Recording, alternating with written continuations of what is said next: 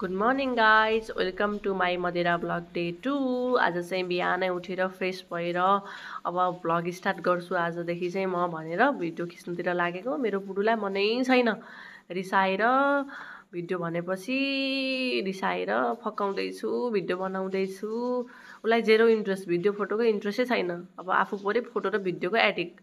अनि एक दुईवटा भिडियो बनाएँ, अनि एक दुईवटा फोटो नै खिचेँ भिडियो बनाउँदै।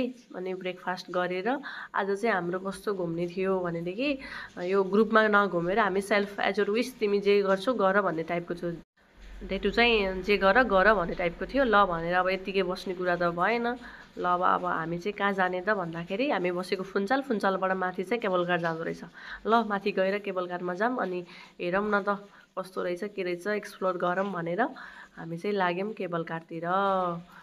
मेरो बुढो, एम दाई, सुनिता, आदु अनि सङ्गीता भाउजू हामी 6 जना चाहिँ गयौँ केबल कार चढेर माथि।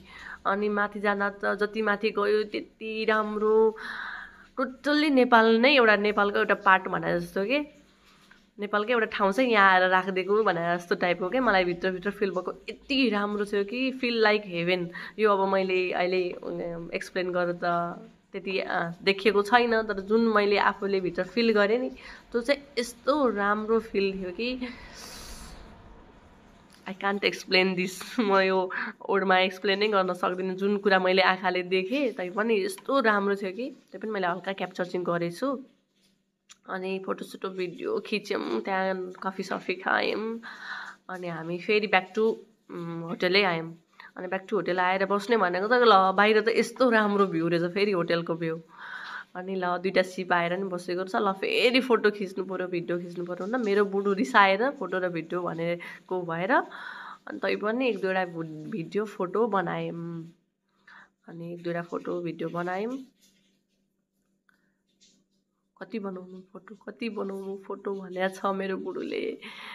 अनि बनायो। अब राति चाहिँ डिनर गर्न चाहिँ आज चाहिँ अब हिजो चाहिँ हामी त्यहीँ पोर्चुगिज रेस्टुरेन्ट गएको थियौँ।